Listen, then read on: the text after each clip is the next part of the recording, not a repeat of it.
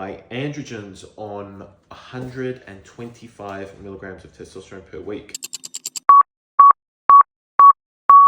All right, guys. Whoa. Hey guys, this is an update on my blood work on 100 and actually I'm up to 125 milligrams of testosterone per week. This is my TRT protocol. Alrighty, so let's do this. Just a quick update for those of you interested and on TRT yourself. So, I'm gonna go through just the main ones here. Vitamin B12 within range, 455 picomoles per liter. Folate within range, perfect at 24.9 nanomoles per liter. Now, I had COVID at this time, which is interesting. So for any of you who may have a virus or something out there and you get your blood work done, my ESR, which is like a sedimentation rate, which measures inflammation. It's one inflammatory parameter in your blood. Mine was 5, which was fine, but on a previous blood test a few weeks before, it was a lot higher. And that is because I had COVID and my CRP level was up at 80 when the reference range was less than 3. Was at 80, it's now back down to, well, it was 17 on this blood test and I've had it tested again after and it's under 3 now. But interesting that something like a viral infection like COVID at the time when I had it can really increase your inflammation. My vitamin D, slightly on the lower end, so I am supplementing with vitamin D now. FSH and LH, obviously less than 1, the gonadotropin signaling is completely abolished when you're on TRT. My growth hormone was within reference range. Now, growth hormone itself fluctuates a lot during the day. It's kind of a bit of a hard measure to get in your blood. Like it fluctuates a lot. And I do incorporate the sauna to boost my growth hormone transiently during the day. And I'll link my previous video in the description about saunas. And then my thyroid, CSH thyroid stimulating hormone was fine, 2.7. My free T4 within reference range, but my free T3 slightly high. I'm not overly concerned about this. It was 1/10 of a point higher. However, something just to keep an eye on is on TRT, your thyroid, it doesn't have any influence on your thyroid hormones. The research is kind of scattered on this. Some say yes, some say no, but keep an eye on your thyroid if you are on TRT because it may influence the values from where you were naturally. My androgens on 125 milligrams of testosterone per week. So my total test was 26.2 nanomoles per liter. My sex hormone, SHBG, was 17. So that has come down slightly since when I was natural.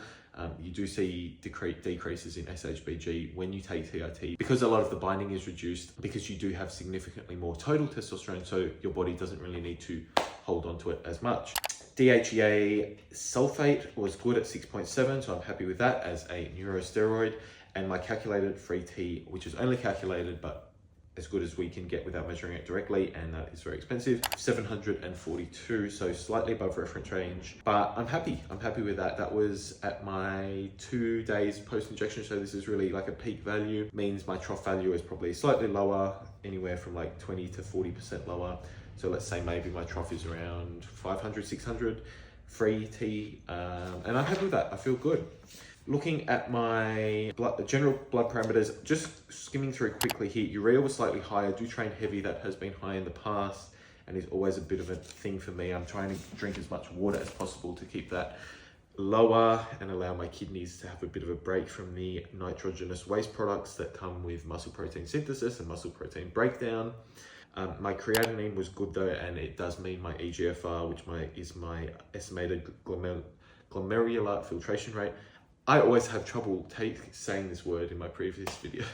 Anyway, EGFR was above 90, which means my kidneys estimated filtration rate is healthy, and it means that they're filtering enough blood and there's no sign of kidney disease or damage there.